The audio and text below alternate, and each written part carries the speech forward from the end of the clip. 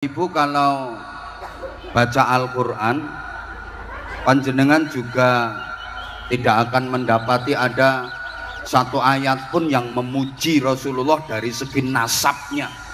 Nggak ono ayat Quran pujian Allah kepada Kanjeng Nabi dari segi nasab keturunan.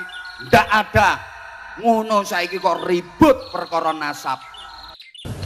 Siapapun yang mengaku turunan Rasul 90% rata-rata nggak benar, karena turunan Rasul itu nggak butuh pengakuan ya. Orang yang benar-benar turunan Rasulullah itu yang tidak diragukan cuma satu, Imam Mahdi aja nanti. Saya heran kalau ada pendakwah, dai yang menghina, memaki. Belajar dari mana? Karena Rasulullah itu tidak pernah menghina orang. Bener juga. Belajar dari gurunya dong. Kan ya, gurunya belajar dari mana? Gurunya ya itu pasti terputus dengan Rasul. Karena Rasulullah tidak pernah menghina. Wah, ini menarik nih. Pasti terputus dengan Rasul. Dari mana dia belajar? Menjadi habib itu jauh lebih mulia daripada menjadi ulama. Dan cinta kepada sesuatu yang lebih mulia itu lebih diutamakan. Ibu kalau baca Al-Quran, panjenengan juga tidak akan mendapati ada satu ayat pun yang memuji Rasulullah dari segi nasabnya. Nggak ono ayat Quran pujian Allah kepada Kanjeng Nabi dari segi nasab keturunan. Nggak ada. Ngono saiki kok ribut perkara nasab. Siapapun yang mengaku turunan Rasul 90% rata-rata nggak benar, karena turunan Rasul itu nggak butuh pengakuan ya. Orang yang benar-benar turunan Rasulullah itu yang tidak diragukan cuma satu, Imam Mahdi aja nanti. Saya heran kalau ada pendakwah, dai yang menghina, memaki. Belajar dari mana? Karena Rasulullah itu tidak pernah menghina orang. Bener juga. Belajar dari gurunya dong. Kan ya, gurunya belajar dari mana? Gurunya ya itu pasti terputus dengan Rasul. Karena Rasulullah tidak pernah menghina. Wah, ini menarik nih. Pasti terputus dengan Rasul. Dari mana dia belajar? Menjadi habib itu jauh lebih mulia daripada menjadi ulama. Dan cinta kepada sesuatu yang lebih mulia itu lebih diutamakan.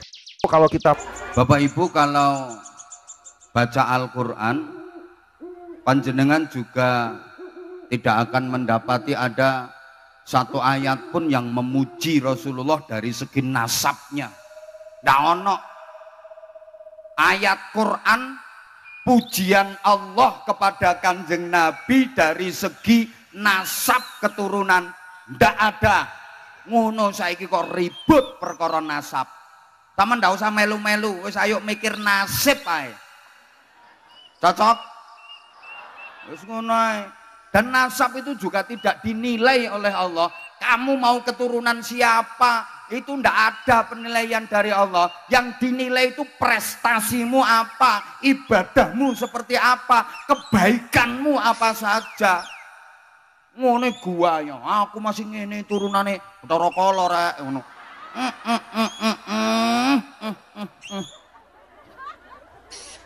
Iya, mbahmu apik, le dirimu apik taga.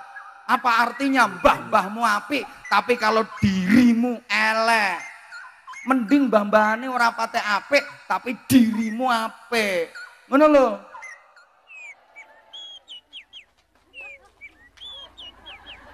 Kowe ora penting kowe iki darah biru apa darah lorek-lorek kaya zebra. Kowe ora dinilai karo Gusti Allah. Yang dinilai takwamu, imanmu, akhlakmu. Ora nasabmu sing dinilai. Nek diurut kabeh mentok ya dadi siji kok ketemu nggone Nabi Adam karo Ibu Hawa. Nggih napa nggih? Yang ngono kok ribut kowe. Anyel lah. Mboten usah ribut masalah ngoten niku lah, wis ayo ndandani salate, ndandani dzikire. Gitu. Sembuh.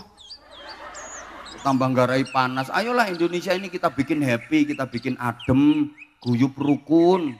Ojo ribut soal ngoten-ngoten niku ben wis. Dandani awake dhewe-dhewe saling introspeksi, saling memperbaiki diri. Wis ngono.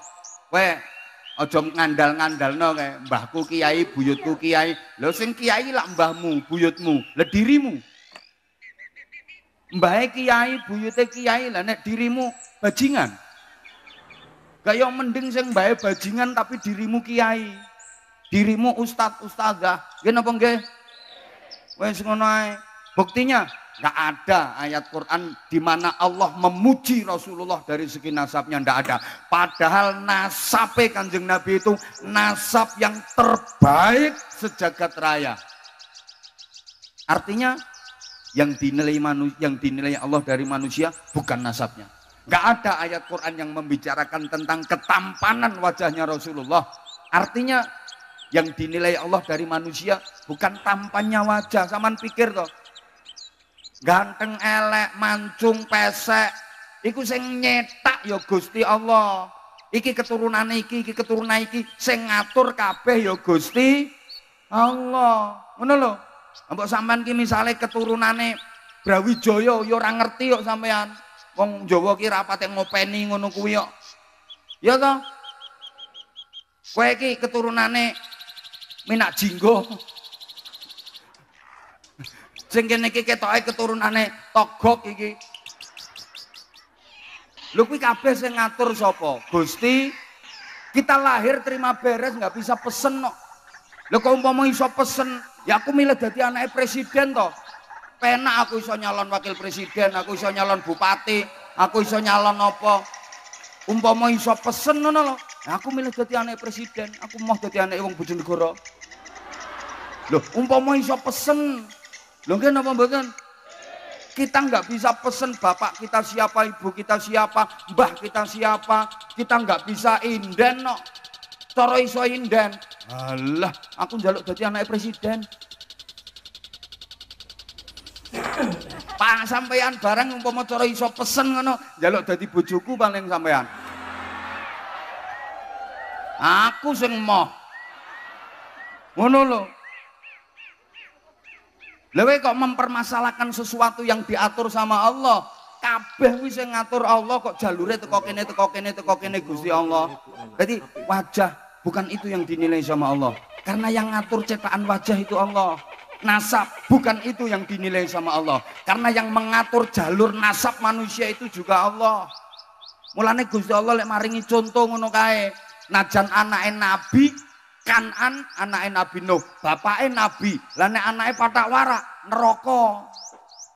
Yo najan anake Abu Jahal, nek Ikrimah kae bapake Abu Jahal, tapi Ikrimah panglima perang Islam. Jasanya besar untuk perjuangan Islam. Ngono kae? Mbok paham mbok enggak ngene iki. Derajat keturunan, terumpah istimewa. Kalau terumpah istimewa itu yang make Fir'aun, Namrud, neraka paling dalam tempatnya. Walaupun teklek, nek kuwi sing nganggo sikile Bilal, dia budak hitam legam, tapi sudah terdengar di surga. Ketika Bilal masih berada di dunia, suara terumpahnya sudah terdengar di surga. Loh, ngono lho. Kowe paham ora? Lagi mbok yo Bilal ireng-ireng ngene iki.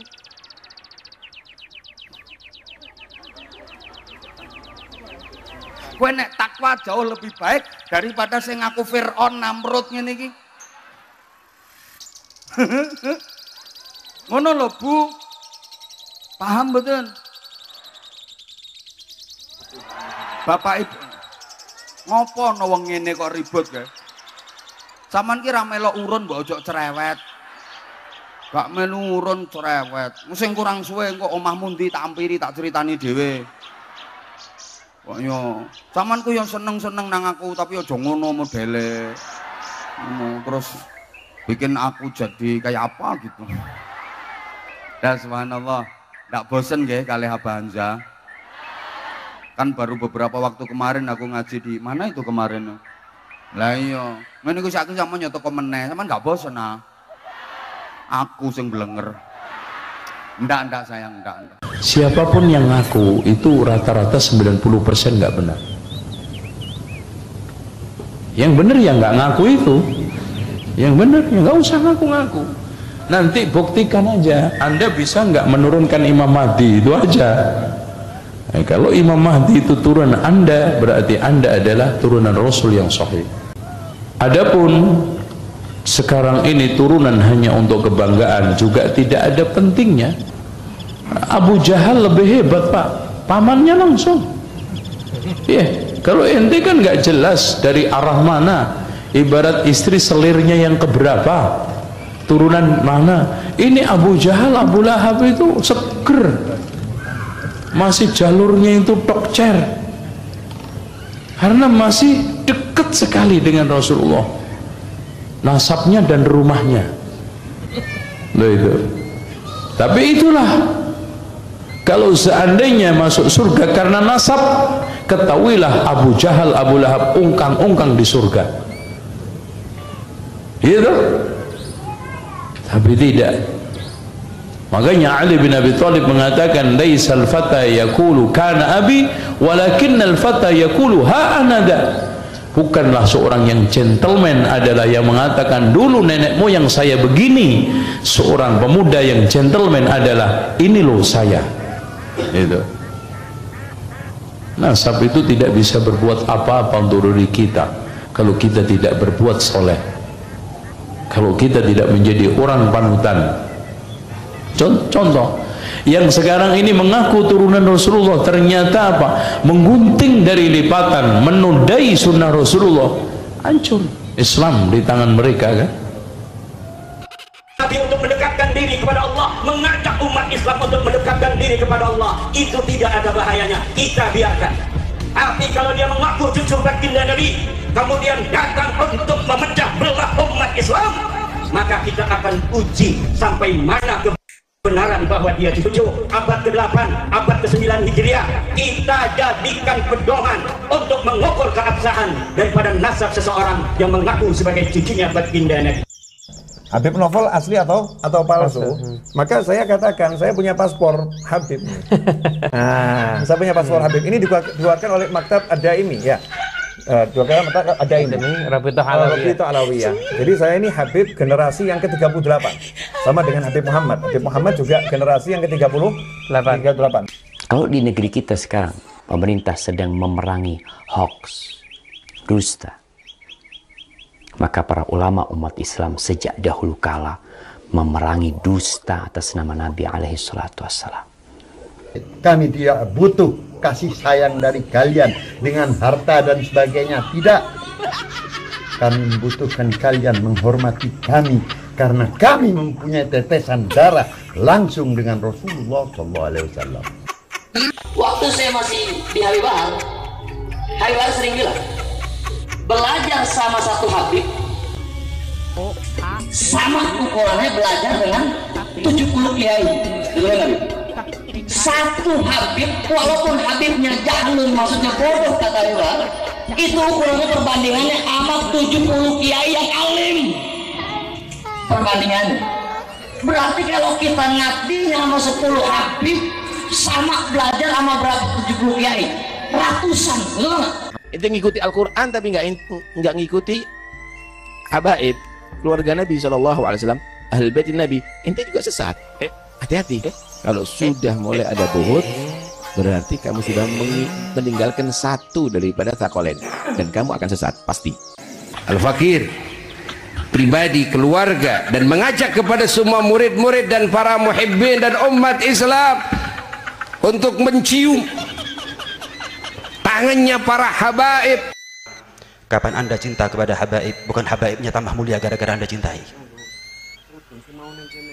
Cukup bagi mereka kemuliaan yang datangnya langsung dari Allah Subhanahu wa Ta'ala. Tapi Anda kapan cinta sama mereka, Anda yang tambah mulia di sisi Allah Subhanahu wa Ta'ala. Anda nggak akan pernah tahu mulia-mulianya habaib di dunia. Nanti di akhirat Anda akan tahu siapa habaib di sisi Allah dan di sisi Rasulullah sallallahu alaihi wasallam. Alhamdulillah, Habib dan saya dan Umi dan adik dan istri telah meminum darah Rasul sallallahu alaihi wasallam sebentar hari. Zaman sekarang banyak sekali orang yang mengaku bahwa dirinya adalah keturunan Nabi, tapi akhlak dan perbuatannya jauh dari akhlak Nabi. Mungkin inilah yang dimaksud dari hadits ini. Dari Abdullah bin Umar berkata, kami pernah duduk bersama Rasulullah dan ia menjelaskan tentang bahaya fitnah. Salah satunya adalah fitnah sarra. Fitnah sarra adalah yang asapnya muncul dari bawah kedua kaki seorang laki-laki. Ahlu baitku ia mengaku berasal dari keturunanku, padahal bukan, tidak diakui Nabi. Wali-waliku adalah orang yang bertakwa. Hadis riwayat Abu Dawud. Berhati-hatilah dengan fitnah akhir zaman.